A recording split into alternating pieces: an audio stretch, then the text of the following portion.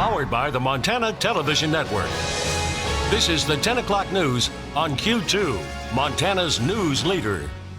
Good evening, everyone. Thanks for joining us tonight. I'm Jeanelle Slade. And I'm Russ Riesinger. Winter making its way back to Montana in a big way, and we're already feeling it. Here's a live look over downtown Billings on this Thursday night. Snow is once again blanketing the ground as the temperatures drop fast and far. Chief forecaster Bob McGuire joining us now. And Bob, already sounds like things are starting to get slick on some of the roads out there. Yeah, this is the perfect recipe. You've got cold air, you've got snow on top of it, and we haven't seen snow in a while, so it's very slick out there. Take a look at this picture.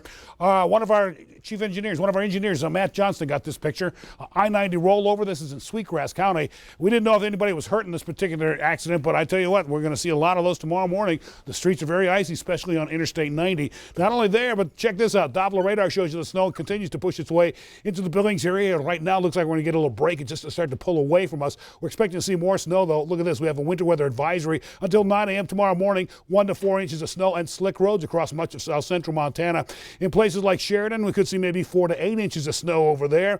Up in the Rocky Mountain front, it's 2 to 4 inches of snow and slick roads there. And then tomorrow into Saturday, the northwest corner of the state is looking for 5 to 10 inches of snow in that area. And so as you can see, it's going to be very icy and then also warm up on Saturday and then drop back down to the sub-zero range as we go into next week. We'll have more about that coming up in a few more minutes.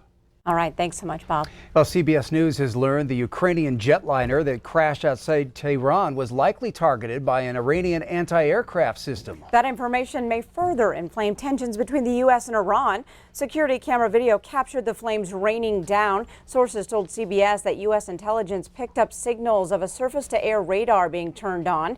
President Trump believes the suspected missile strike may have been unintentional. All 176 people on board were killed, including 63 passengers from Canada. Canada's Prime Minister Justin Trudeau says Canadians have questions and deserve answers. Congress takes a first step to limit President Trump's war powers and force him to come to Congress before he takes any further military action against Iran. CBS News correspondent Skylar Henry is at the White House.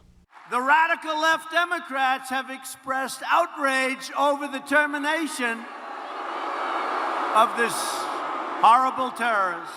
President Trump lashed out Thursday night at congressional Democrats for their criticism over the killing of Iran's top general, Qasem Soleimani. They're all trying to say, how dare you take him out that way? You should get permission from Congress. The president spoke at a campaign rally in Toledo, Ohio, after the House passed a resolution aimed at limiting his ability to wage war against Iran. The current resolution is adopted. Republicans denounced the effort ahead of the vote, almost entirely along party lines. This resolution plays politics with national security. What message is it sending to Iran? Democrats said President Trump's decision to kill Soleimani last week in a drone attack made the resolution necessary. He endangered our servicemen and women, our diplomats, and others by taking a serious risk of escalation with tensions with Iran. It has united the Iranian people, not against their government, but against us. As early as next week, the Senate could take up a similar measure to require President Trump get congressional approval before taking further action against Iran.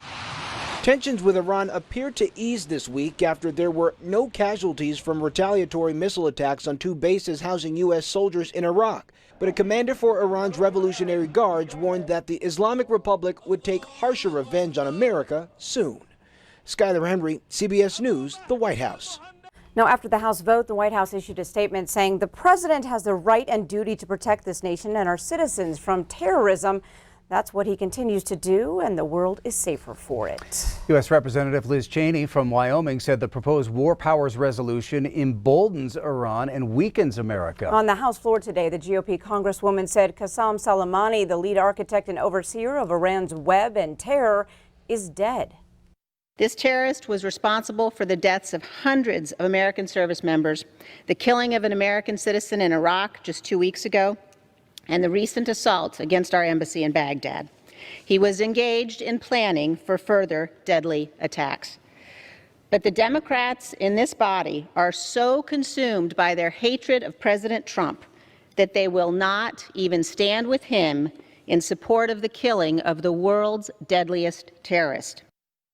Well, Cheney called the measure an unconstitutional political stunt meant to undermine the President of the United States. Well, election 2020 looking to be packed with candidates and divisive issues. Montana's crowded election season officially kicked off today with the first day of candidate filing at the Secretary of State's office. MTN chief political reporter Mike Dennison was there. Montana has plenty of big races this year, from U.S. Senate to governor to the state Supreme Court. But first in line for filing Thursday was State Representative Mary Ann Dunwell of Helena, who set up shop outside the Secretary of State's office at 7:20 a.m. The doors didn't open until 8, when Dunwell paid her $15 fee to run for re-election this year. Most candidates file electronically or by mail, but there's still those who prefer to do it in person, like Troy Downing, one of 2 Republicans running for state auditor.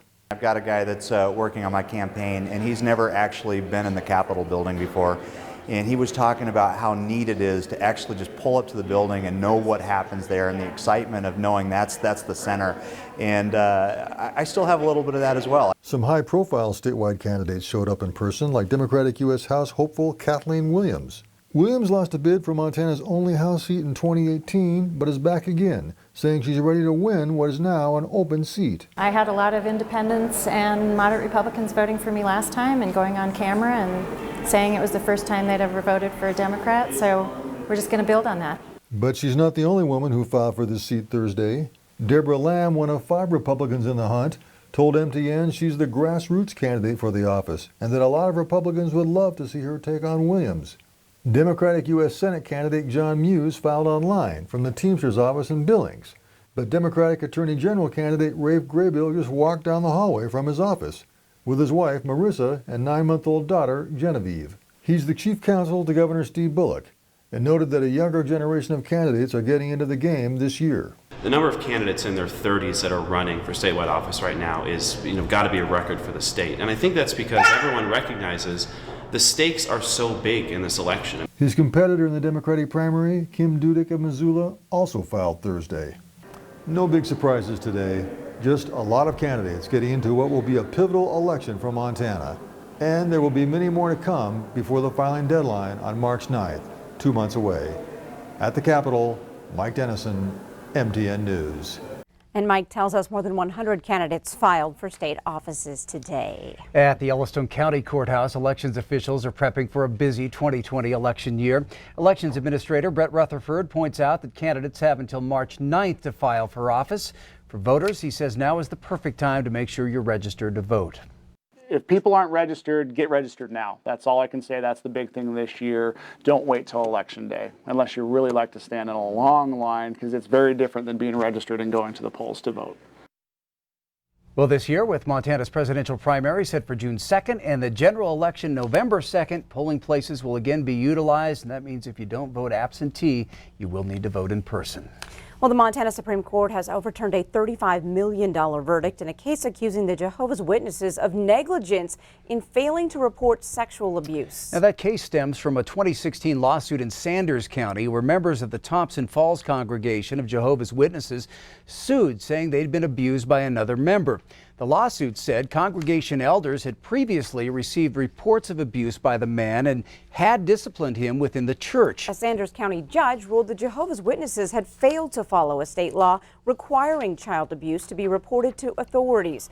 A jury awarded the victim $35 million in damages, but Supreme Court justices ruled unanimously the Jehovah's Witnesses did not violate the law. That's because of a provision exempting clergy when church doctrine treats reports of child abuse as confidential. Well, Montana high school students are graduating at a higher rate than ever before. That today from Montana Superintendent of Public Instruction, Elsie Arntzen. Now, she announced the state saw a record high rate for the 2018-2019 school year. Graduation rate was 87%, which surpasses the record number of 86.4% set the year before. But Arntzen also says Native American students saw a slight decline in graduation rates after 2 previous years of growth and stability. That rate, 66.7% compared to 65% in 2018. However, completion rates for Native American students, meaning the percentage of students who finish high school in more than 4 years, are at a historic high at just over 70%. And while graduation is still months away for this year's senior class, one student at West High School had his own graduation ceremony today, and there was a very special reason for that.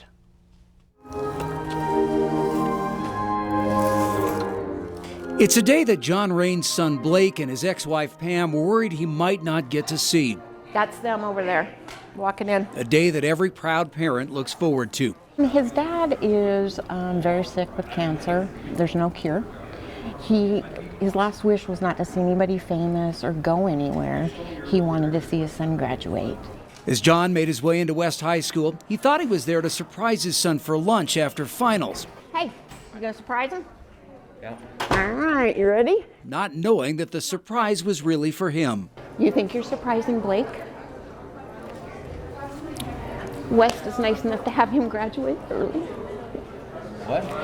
They're nice enough to have him graduate early in case something happens to you. So, here's your invitation. An invitation to watch his son graduate. Emily's gonna walk in front, okay? Complete with all the pomp and circumstance, but with only one student on stage in cap and gown. John's cancer is in the final stages and he's running out of options. So when Pam pitched the idea of an early graduation to West High administrators, they immediately set out to make it happen.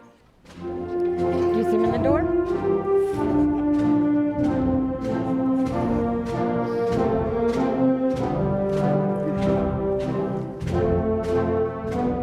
Blake's a young man who walked through these halls not so much as a cell phone violation, a tardy, any of that, to come see me. And so, you know, it's something that I think his father can be very proud of, that he's raised a kind and respectful young man.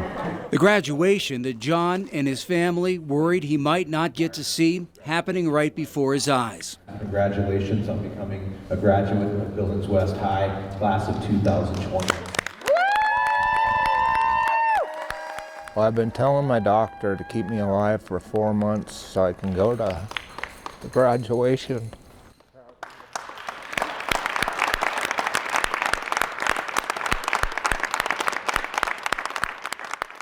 Yeah, Blake's the best son anybody could ever have.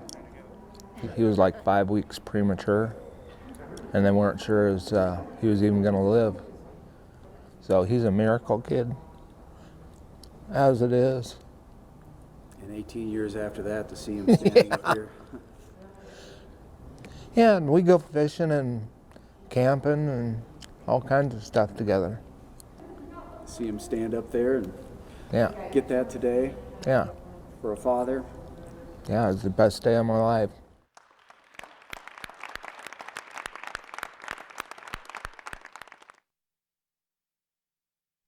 And congratulations to Blake, and we're certainly hoping for the best for his father, John. Yes, yeah, great story. Yeah, Thanks so much, Russ.